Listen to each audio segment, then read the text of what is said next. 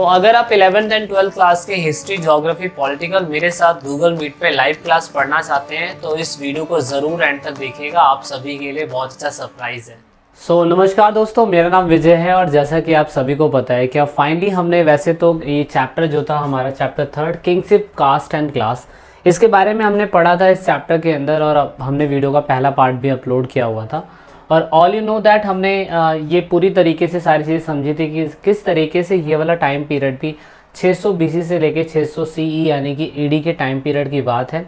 इसमें हिस्टोरियन ने textual tradition के बिहाफ पे समझने की कोशिश करी थी सोसाइटी में जो पॉलिसीज़ थे, बिहेवियर्स थे और साथ में जो सिचुएशन और प्रैक्टिसेस उस टाइम पे करी जा रही थी लोगों के द्वारा, वो चीज़ें इस टाइम पीरियड पे देखी गई थी। और ये चीज़ें हमने देखा था कि शुरुआती समय में जो भी टेक्सचुअल ट्रेडिशन की यानी कि जो सामाजिक इतिहासकारों के द्वारा जो पाठ्य परंपराओं की चीज़ें मिल रही थी वो हमें पाली, तमिल और संस्कृत में मिलती थी। और ये सारी चीज़ें हम समझ रहे थे कि सारी चीज़ें हमें दिखाने की कोशिश करती है कि समाज में सोशल कस्टम और पर्सपेक्टिव किस हिसाब से रहा होगा। ये सारा हमने वीडियो के पहले पार्ट में किया हुआ है और इसमें हमने देखा था कि महाभारत को एक सेंट्रल आइडिया मानते हुए समझाने की कोशिश करी गई थी किस तरीके से समाज के अंदर सोशल प्रैक्टिसेस, सोशल बिहेवियर उस समय पे था।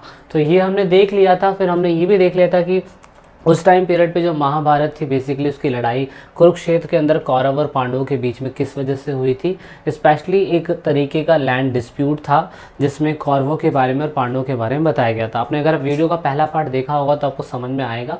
फिर श्री कृष्ण जी और पांडवों के बीच में किस तरीके से डील होती है कि ठीक है आप इंद्रप्रस्थ में रहिए, और फिर बाद में एक पासे का गेम होता है जिसमें दिखाने की कोशिश करी जाती है कैसे दुर्योधन द्रौपदी के कपड़े उतारने की कोशिश करता है, क्योंकि उस गेम के अंदर ही जीत जाता है। और 5 पांडव फिर बाद में जाके क्या कहते हैं जो राजपाट उन्होंने जीता हुआ था या जो राजपाट श्री कृष्ण जी ने उनको दिया था उसमें डाइस के गेम में भी वो हार जाते हैं, द्रौपदी को हार जाते हैं। और ये सारी चीज़ें देखने से हमें ये समझ में आया है कि उसके बाद श्री कृष्ण जी ने इस सिचुएशन को टैकल करने के लिए काफ़ी चीज़ें करी, जिसमें दुर्योधन से भी बात करी।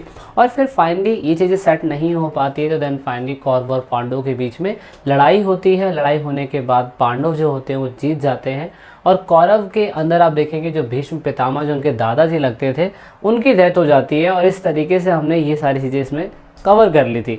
फिर हमने देखा था कि कैसे काफ़ी समय के बाद हमारे इंडिया के अंदर इस चीज़ों के ऊपर बहुत प्रैक्टिस करी गई, बहुत ढूंढा गया और सारी चीज़ों को फिर हमने फाइनली फाइंड आउट करा। फाइंड आउट करने के बाद एक बहुत बड़े संस्कृत क्या कहते हैं स्कॉलर थे इंडिया के, उन्होंने इसको फाइंड आउट करा। लगभग 47 साल महाभारत के सारे जितने भी मैं कह सकता हूँ जितनी भी चीज़ें महाभारत से रिलेटेड कहीं कहीं पे थी उन सभी को इकट्ठा करा गया। 1919 के अंदर उन्होंने एक टीम ली जो अलग अलग टाइप की क्या कहते हैं इन क्रिटिकल एडिशन को तैयार करने के लिए बड़े बड़े स्कॉलर्स कह सकता हूँ मैं इनके साथ आए थे। और आने के बाद आप देखेंगे कि इन्होंने एक टीम बनाई, एक कलेक्टिव टीम बनाई जिससे manuscript, text, written, variation script जितनी भी चीज़ें थी जो महाभारत से रिलेटेड अलग अलग जगहों पे मिल रही थी उन सबको इकट्ठा करा गया। तो इकट्ठा करने के बाद आप देखेंगे कि ये चीज़ें हमें कश्मीर, नेपाल, केरला, तमिलनाडु यहाँ से मिली और कुछ हमें काफ़ी ज़्यादा इन चीज़ों के अंदर वेरिएशंस भी देखने को मिलते थे। फिर हमने लास्ट में ही देखने की कोशिश करी कि सही मायने में महाभारत एक ऐसी सिचुएशन थी, एक ऐसा कॉम्प्लेक्स प्रोसीजर था जिसके तहत सरकार कह रहा हूँ जिसके तहत हिस्टोरियन ये बताने की कोशिश करना चाहता था कि मतलब समाज के अंदर कितनी ज़्यादा डाइवर्सिटी देखी गई थी। प्रथाएं, विचार, लोगों के प्रैक्टिसेस, उसके साथ उनका क्या कहते हैं डायलॉग्स, किस तरीके की भाषा का इस्तेमाल कर रहे हैं, समाज में इंसान किस तरीके का पहनावा देख रहा है, किस तरीके से जी रहा है, ये सारी चीज़ें हमने देखी थी वीडियो के पहले पार्ट में था। Now we are going to start second part. और अगर आपने पहला पार्ट देखा है तो आप और डीपली समझ पाएंगे कि क्या चीज़ें इसके अंदर डिस्कस हो रही थी। ठीक है, अब हम वीडियो के सेकेंड पार्ट की तरफ चल रहे हैं। अगर आपने वीडियो का पहला पार्ट देखा है तो उसके लिए बहुत बहुत धन्यवाद। अब यहाँ पे रूल्स अबाउट द फैमिली, आपने ये नोटिस करा होगा कि इस चैप्टर के अंदर पूरी तरीके से महाभारत से रिलेटेड चीज़ें तो बताई गई है। अगर महाभारत से रिलेटेड चीज़ें बताई गई है तो आप नोटिस करेंगे महाभारत के अलावा भी समाज के अंदर दूसरी जाति या दूसरे समूह के लोग भी रहते थे। अब उनके बारे में हमें कैसे समझ में आएगा कि हम कैसे बोल सकते हैं कि दुर्योधन जो उसका भाई था, हम कैसे बोल सकते थे कि फिर क्या कहते हैं अर्जुन जो था वो धर्म युद्ध की वजह से उसे लड़ना पड़ गया, हम कैसे बोल सकते हैं कि समाज के अंदर दूसरे भी लोग होते थे। इस टाइम पे अगर 5 पांडु की एक वाइफ है, तो मतलब Draupadi, how is it possible, ये कैसे हो सकता है? समाज के अंदर ऐसे रिचुअल चल रहे हैं तो क्या दूसरी टाइप की भी शादियां होती थी या नहीं होती थी? समाज के अंदर अगर ये पूरा समाज चल रहा है तो किस बिहाफ पे चल रहा है, कैसे रिटन डॉक्यूमेंट या किसी प्रिंसिपल पे तो चल रहा होगा। तो ये सारी चीज़ें हमें देखने को मिली थी, वो हम एक एक करके समझने की कोशिश करेंगे। तो रूल्स अबाउट द फैमिलीज़ के अंदर अगर आप देखेंगे तो फैमिलीज़ को अगर हम देखें तो फैमिलीज़ को हम दो टाइप से देख सकते हैं। सम फैमिलीज शेयर फूड्स, कुछ फैमिलीज जो थी आपस में फूड शेयर करती होंगी, रिसोर्सेज शेयर करते होंगे, वर्क शेयर करते होंगे, और आप देख सकते हो रिचुअल्स, एक तरीके का अनुष्ठान जो होता है, यज्ञ या पूजा, ये सारी एक फैमिलीज़ के अंदर हमें देखने को मिलता है। आप देखेंगे कि जिस तरीके से आपकी फैमिली जो भी रिचुअल फॉलो कर रही है, सेम रिचुअल वो आप भी इन फ्यूचर में जाके उसे फॉलो करेंगे, क्योंकि वो चीज़ें आपको अपनी फैमिली से मिल रही है। तो यहाँ से आपको ये समझ में तो आता है कि जो रिलेशन होता है मतलब फैमिलीज़ का, एक होते हैं आपके खून के रक्त ब्रदर, इसे आप ब्लडेड रिलेशन बोलेंगे। तो ब्लडेड रिलेशन और साथ में क्या कहते हैं जो नेचुरल बेसिस पे होते हैं, उन दोनों में बहुत अंतर होता है। अंतर आप समझने की कोशिश करेंगे। नेचुरल जो आपका भाई है, सपोज मान लीजिए कि मेरा नाम विजय है, मेरी मदर से पैदा हुआ मेरा भाई अजय है और मेरा भाई संदीप है, तो हम ये क्या हो गए, हम पूरी तरीके से क्या कहते हैं एक क्या कहते हैं वो हो गए कि हमें क्या कहते हैं नेचुरल बेसिस पे हम साथ में रहेंगे। ब्लड रिलेशन जैसे आप बोलेंगे, ब्लड रिलेशन में सपोज मान लीजिए कि मेरे क्या कहते हैं भाई जो है, मतलब मेरी जो मदर हैं उनकी जो सिस्टर है, अगर उनके जो बच्चे होंगे तो मैं कह सकता हूँ कि ये क्या कहते हैं हमारे रिलेशन में आते हैं, कज़न हैं, चचेरे हैं, मौसेरे हैं, है ना। तो ऐसी यहाँ पे था। अगर आप देखें तो कौरव और पांडव जो थे, आप देखेंगे कौरव और पांडव जो थे एक ही ब्रांचेस से आते थे, है ना। तो इन्होंने दो शादी करी थी, फिर इन्होंने शादी नहीं करी थी, लेकिन इन्होंने दो शादी जो करी तो पांडव और जो क्या कहते हैं आपके पांडव के बाद यहाँ पे धृतराष्ट्र, ये जो थे इन दोनों की शादी होती है, दोनों सगे सगे भाई थे। तो इसके अंदर आप नोटिस करेंगे कि यहाँ पे नेचुरल ब्रदर और ब्लड रिलेशन ब्रदर दोनों ही थे, लेकिन आप देखेंगे कि परिवार का संबंध जो है वो एक ही कुल से डिपेंड करता है। मतलब ये जो पूरा वंश चलता आ रहा है, ये कुरु वंश, कुरु कोई राजा थे, उसी के वंश की सारी संतानें हैं। तो आप नोटिस करोगे कि एक होता है जो बिल्कुल खून का रिश्ता जिससे होता है, तो ये खून का रिश्ता यहाँ पे है, और नेचुरल बिहाव पे अगर हम देखें तो खुद की आपकी फैमिली का। तो ये छोटा सा डिफरेंट है जो आप समझेंगे इन दोनों के अंदर। और अगर आप नोटिस करेंगे तो ये पूरा का पूरा एक ही फैमिली का ब्रांच है, ठीक है, लेकिन नेचुरल और ब्लड में थोड़ा बहुत अंतर देखा गया। तो पीढ़ी दर पीढ़ी अगर समूह चलता रहे तो उसे हम कुल बोलते हैं, यानी कि इन पूरी फैमिली ट्री का जो कुल थे वो कुल देवता या कुल मान सकते हैं वो कुरु थे, है ना। इसलिए इन्हें कौरव बोला जाता है, पांडव बोला जाता है। तो कुरु जो थे जिन्होंने क्या कहते हैं राजधानी बनाई थी वहाँ पे जाके, फिर बाद में इन्हीं के बीच में लड़ाई होती है। तो इस तरीके से हमें समझ में आता है कि नेचुरल के बीच में और ब्लड रिलेशन के बीच में क्या डिफरेंट होता है। उसके बाद एक अनदर इम्पॉर्टेंट एस्पेक्ट फैक्टर देखा गया है फैमिली और किंगशिप का। उसमें देखा गया it is also investigate and analyze by the historian that their factor important as they give inside into people thinking.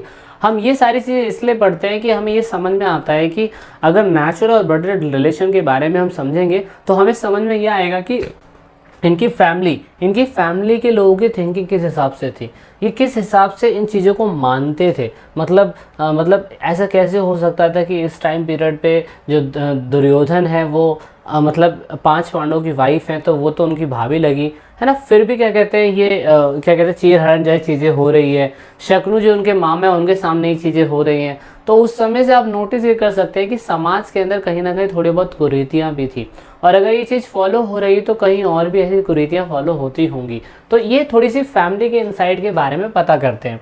और दूसरा फिर है डायनेस्टी, ट्रांसफ़र ऑफ प्रॉपर्टी।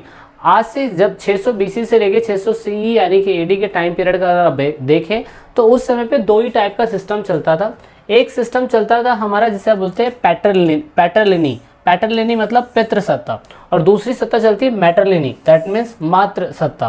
कहने का मतलब जब प्रॉपर्टी का ट्रांसफ़र फादर से बेटे में हो, जो आज भी होता है, अगर ज़मीनों को बांटा जाता है तो बेटी जो होती है शादी करने के बाद दूसरी जगह पे चली जाती है, और वहाँ पे वो अपने हस्बैंड के मैं कह सकता हूँ कि वहाँ की ज़मीन ले सकती है या कुछ भी कर सकती है। लेकिन आप नोटिस करेंगे कि ये जो मेन सिचुएशन थी, ये जो मेन कस्टम शुरुआती से चलते आ रहे थे, यहाँ से पता चलता था कि प्रॉपर्टी किसके हिस्से में ट्रांसफ़र करी जाएगी। तो आपने पुराने टाइम पीरियड में देखा होगा, अगर कुल से कोई एक बंदा कुल से बिलोंग करता है तो कुल से बिलोंग करने के लिए आप नोटिस करेंगे यहाँ पे पैटरलिनी सिस्टम जो था। पैटरलिनी सिस्टम में क्या होता है कि मान लीजिए कि बिंदुसार थे, बिंदुसार जी के मरने के बाद जो पैटरलिनी सिस्टम है पितृसत्ता, उसमें उनके बेटे को क्या कहते हैं, सत्ता दे दी जाएगी। ये पैटरलिनी सिस्टम है और ज़्यादातर पूरे के पूरे भारत के अंदर ऐसे ही सिस्टम अपनाया जाता था और भारत के अंदर ज़्यादातर लड़कों को ही प्रॉपर्टी जो थी ट्रांसफ़र करी जाती थी। ये सबसे इंपॉर्टेंट माना जाता था क्षत्रिय वर्ग के अंदर, ब्राह्मण वर्ग के अंदर। और पूरे के पूरे महाभारत के अंदर अगर आप देखेंगे तो वहाँ पे भी सेम ऐसा ही हो रहा था कि सत्ता जो थी किसके हाथ में जाएगी, प्रॉपर्टी किसके हाथ में जाएगी, ये सबसे बड़ा डिस्प्यूट महाभारत के अंदर अगर हमें देखने को मिला था। तो इस हिसाब से आप ये सिस्टम भी देख सकते हैं कि इसमें ऐसा ही हुआ था। लेकिन कहीं ना कहीं उस टाइम पीरियड में हमने एक और चीज़ देखने की कोशिश करी थी, वो था हमारा मैटरनली सिस्टम, दैट मीन्स मातृसत्ता। इसमें हुआ क्या था, इसमें आप नोटिस करेंगे कि सत्ता पहली बार किसी लेडीज़ के हाथ में भी दी गई थी। जो चंद्रगुप्त द्वितीय की बेटी थी प्रभावती गुप्ता, जिसकी शादी हुई थी वाकाटक साम्राज्य के रुद्रसेन सेकंड से। और रुद्रसेन सेकंड से जब इनकी शादी हुई थी तो शादी होने के बाद क्या कहते हैं, ये ज़मीन का हिस्सा, प्रॉपर्टी का हिस्सा उनके पति के मरने के बाद उनके बेटों को नहीं दिया गया था। बेटों को क्यों नहीं दिया गया था, क्योंकि बेटे छोटे थे। और बेटों को नहीं दिया गया तो क्या उनके चाचा के बच्चों को तो दे सकते थे, ये रुद्रसेन सेकंड थे, उनके ब्रदर को भी दे सकते थे, लेकिन ऐसा नहीं हुआ। यहाँ पे हुआ क्या, यहाँ पे प्रभावती गुप्ता को पहली बार इतिहास के अंदर प्रॉपर्टी ट्रांसफ़र करी गई।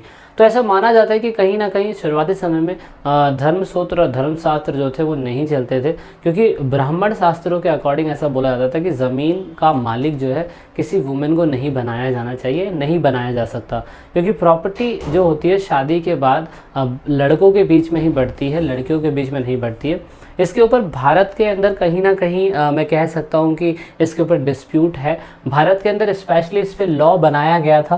तो वो लॉ कौन सा है, वो कानून, वो एक्ट कौन सा है, अगर जो बच्चे पढ़ रहे हैं अगर उस पर कमेंट करके मुझे बताएं तो ज़्यादा अच्छा रहेगा। आप समझ में पाएंगे कि पॉलिटिक्स जो है वो किस हिसाब से चल रही है, पॉलिटिक्स क्या होती है, वो भी आपको समझ में आएगा अच्छे तरीके से। तो आप वो भी देख सकेंगे, ठीक है। तो एक्ट आप देख सकेंगे, ठीक है। तो अब यहाँ पे क्या हुआ, यहाँ पे हुआ ये कि पूरी तरीके से ये एक्ट अभी हिंदू सेसेशन के एक्ट के तहत हमारे भारत के अंदर ये लॉ पास हुआ था कि वुमेन को भी प्रॉपर्टी मिलनी चाहिए, भाइयों को नहीं, है ना। तो ये तो चलो प्रेजेंट टाइम पे हमने समय समय पे चीज़ें बदली, लेकिन पास्ट के टाइम पीरियड में क्या था, पास्ट के टाइम पे दो ही सिस्टम था, पैटर्नली सिस्टम और मैटरनली सिस्टम। पैटर्नली सिस्टम के अंदर लड़के को सत्ता दी जाती थी, जो पूरे हिस्से में, पूरे भारत में हर जगह पूरी तरीके से भरा हुआ था। लेकिन मैटरनली सिस्टम के अंदर आप देखेंगे पहली बार इतिहास के अंदर प्रभावती का एक ऐसा एग्जाम्पल देखने को मिला जहाँ पे उनके पति के बाद उनके वाइफ को, यानी कि प्रभावती गुप्ता जी को साम्राज्य और राजपाट दिया गया। अब यहाँ पे ये वाला पार्ट जो है रूल्स ऑफ मैरिजेस, ये वाला पार्ट बहुत ज़्यादा इंपॉर्टेंट है आपके लिए, आपके इस वाले चैप्टर के लिए तो बहुत ही ज़्यादा इंपॉर्टेंट है। और बच्चों के दिमाग के अंदर कहीं ना कहीं ये समझ में नहीं आता है कि यार मतलब ये है क्या, कितना भी पढ़ लो समझ में नहीं आता है। तो इसका बहुत बेसिक सा सिंपल आप समझिए। होता क्या था कि शुरुआती समय में धर्मसूत्र और धर्मशास्त्र जो थे लगभग मैं बोल सकता हूँ 500 BC के टाइम पीरियड पे, BC कह रहा हूँ मैं, 500 CE कॉमन एरा के टाइम पीरियड तक बनाए जा चुके थे। और क्योंकि मैंने अभी आपको बताया है कि ऐसा देखा गया है कि 5 पांडवों की एक वाइफ होना, अगर उस टाइम पे ऐसी शादी होती थी कि क्या दूसरी प्रकार की शादियाँ भी होती थी, बिल्कुल होती थी। तो धर्मसूत्र और धर्मशास्त्रों के अकॉर्डिंग ऐसा बोला गया था कि 8 प्रकार की शादियाँ जो होती हैं वो पूरी तरीके से मान्यता उनको दी जाती है, 8 प्रकार की शादी को। लेकिन उन 8 प्रकार की शादियों में से सबसे सही शादियाँ जो देखी गई है, जो क्या कहते हैं हो रही हैं, उस समय समाज के अंदर 600 BC से लेकर 600 CE के टाइम पीरियड में अस्तित्व में थी, वो 4 टाइप की मैरिजेस हमें देखने को मिली थी, जिसको आप एंडोगेमी, एक्सोगेमी, पॉलीएंड्री और पॉलीगैमी और पॉलीएंड्री 4 प्रकार की मैरिजेस है जो इस बुक के अंदर डिस्कस करा गया है। और उसके छोटे सबूत भी आपको इस चैप्टर में दिखाने की कोशिश करी गई है। तो थोड़ा सा इसके ऊपर डीपली बढ़ते हैं। अब आप देखेंगे कि शुरुआती समय में क्या हुआ था, मनुस्मृति जैसे संविधान, या मैं बोल सकता हूँ मनुस्मृति जैसी चीज़ें 200 सी से लेकर 200 ईस्वी टाइम पीरियड में बनाई गई थी। ये पूरी तरीके से ब्लड रिलेशन को डिफाइन करने की कोशिश करता है और ये बताता है कि किस तरीके से एक ही गोत्र के अंदर महिला शादी नहीं कर सकती और शादी नहीं होनी चाहिए। ये ब्राह्मण ग्रंथों के अनुसार क्या कहते हैं, इसके बारे में बहुत अच्छे तरीके से बताया गया कि ऐसा शादी मान्यता नहीं है उनकी। तो यहाँ पे आप देखेंगे कि धर्म बाद में पहले मनुस्मृति बना, फिर बाद में धर्मसूत्र और धर्मशास्त्र बने, और धर्मसूत्र और धर्मशास्त्र बनने के बाद शादी के नियमों को बताया गया कि 8 प्रकार की शादियाँ जो है देखी गई, और आपकी बुक के अंदर 4 प्रकार की शादियों के बारे में उल्लेख करा गया है। और सबसे अच्छी शादी जो मानी गई है वो बहिर्विवाह यानी कि एक्सोगेमी शादी मानी गई है। एक्सोगेमी शादी का मतलब क्या है, अभी मैं आपको और क्लियर कर दूंगा कि एक्सोगेमी शादी का मतलब क्या है। और अगर आप भी इन फ्यूचर में शादी करते हैं तो आप इस पे थोड़ा सा टेक्निकली फोकस करेंगे तो आपको समझ में आएगा कि हम लोग अपनी एक जाति के अंदर तो शादी कर लेते हैं पर एक गोत्र के अंदर शादी नहीं करते हैं। तो कैसे नहीं करते हैं, तो पहला आप देखेंगे एंडोगेमी जो है, ऐसी शादियाँ देखी गई है कि इंसान अपने ही गोत्र में शादी कर लेता है, जो साउथ के कई प्लेसेस के अंदर होता है। जैसे मॉमडन्स में होता है कि मौसी की लड़की से शादी की जा सकती है, साउथ के अंदर मामा से शादी की जा सकती है, बुआ के लड़के से शादी की जा सकती है। तो ऐसा प्रचलन है, साउथ के काफ़ी प्लेसेस में है। और बहुत टाइम पहले भी ऐसी चीज़ें देखी गई है कि इंसान सहगोत्र अपने ही गोत्र में विवाह कर लेता है, तो उसे हम एंडोगेमी विवाह कहते हैं। और दूसरा है एक्सोगेमी, जिसका मतलब क्या होता है कि इंसान अपने गोत्र से हटके दूसरे गोत्र में शादियां करवाता है। तो आप नोटिस करेंगे कि अगर आपके गांव में और आपके समाज में शादी हो रही है तो हम लोग अपनी एक जाति के समूह के लोगों को तो देख लेते हैं, लेकिन अगर एक लड़का और लड़की के बीच में एक गोत्र आ रहा है, सेम गोत्र आ रहा है, तो उनके बीच में कभी भी शादी नहीं होती है। ये साइंटिफिक प्रूफ भी हुआ है कि ऐसा क्यों नहीं होता है। दूसरा, कुछ ऐसी शादियां भी होती है जिसमें एक आदमी बहुत सारी वाइफ्स रखता है, जैसे कि हमारे जियोन करके इनका नाम है, इनकी 39 वाइफ्स हमें देखने को मिलती हैं। आप अगर बता सकते हैं कौन से स्टेट के अंदर है, कमेंट करके बताइएगा मुझे कि इन व्यक्ति ने 39 वाइफ्स रखी हैं, 94 इनके ग्रैंड चिल्ड्रंस है और 33 इनके ग्रैंड चिल्ड्रंस है। मे भी शायद से अब इनकी संख्या और भी बढ़ती होगी।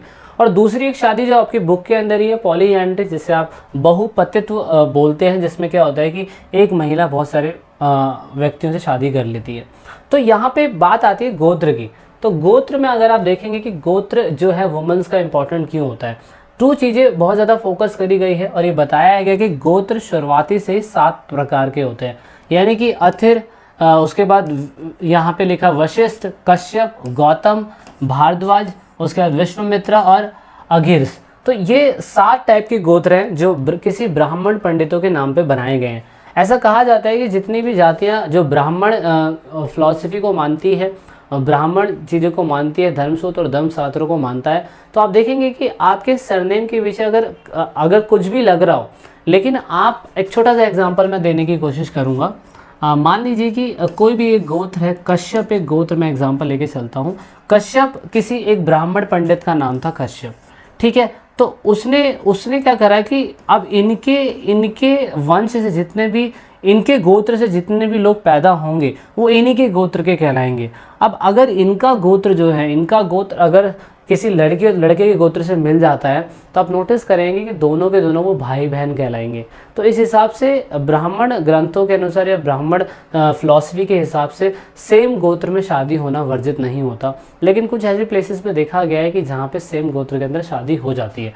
लेकिन हम, क्योंकि ये चैप्टर के अंदर महाभारत से रिलेटेड चीज़ों को ज़्यादा बताया गया है, तो इसीलिए आपको देखना होगा कि वैदिक के अनुसार ऋग्वेदा के अनुसार यहाँ पे गोत्रों के 2 ही नियम हैं। एक ही नियम माना जाता है कि शादी के बाद आप क्या कर सकते हैं, औरतें शादी के बाद अपने फादर का सरनेम छोड़ के अपने हस्बैंड का सरनेम या गोत्र अपना लेती हैं। दूसरा, यहाँ पे बोला हुआ है कि member of the same growth could not marriage, और सेम ग्रोथ के जो महिलाएं होती हैं वो आपस में शादी नहीं कर सकती हैं। सो आप नोटिस करेंगे कि अगर आपके घरों में शादियां होती है हिंदू धर्मों के हिसाब से, वैदिक के हिसाब से, तो उसके अंदर नोटिस ये किया जाता है कि जातियाँ सेम हो सकती है पर गोत्र सेम नहीं हो सकते। गोत्र अगर सेम हो जाएगा, जैसे मैंने अभी कश्यप का एग्जांपल दिया, तो कश्यप वाला बंदा कश्यप वाले सेम क्या कहते हैं गोत्र से शादी नहीं कर सकता है। क्यों? क्योंकि वो एक ही वंश के संतान है, एक ही गुरु के वंश से निकली हुई संतान है, तो आपस में कहीं ना कहीं क्या कहते हैं एक हो सकते हैं। जातियाँ एक हो सकती है पर गोत्र एक नहीं हो सकता, तो इस पे ज़्यादा फोकस करिएगा। और साथ में हमने कुछ और एग्जाम्पल देखे थे, जैसे कि सातवाहन डायनेस्टी है।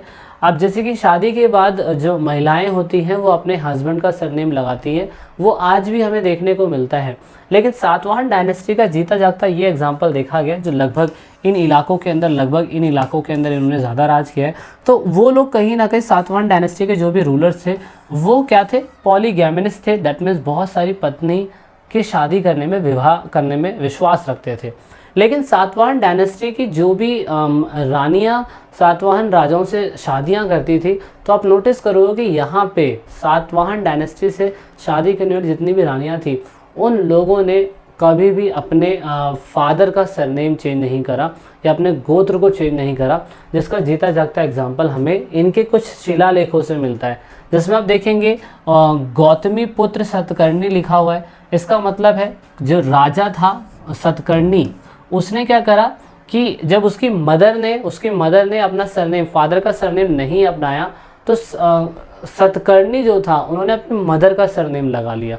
तो ये थोड़ा सा एक अपोजिट देखने को हमें मिल जाता है कि यहाँ पे वशिष्ठ थे, वशिष्ठ तो अभी हमने देखा था वशिष्ठ, ये वशिष्ठ पुत्र आप देख सकते हो, श्री पुलिमिया। तो ये सारे जो नाम है ना, ये सारे नाम, पुत्र का मतलब पुत्र है, और ये सारे नाम जो है इन्होंने अपने मदर के सरनेम से लगाया है।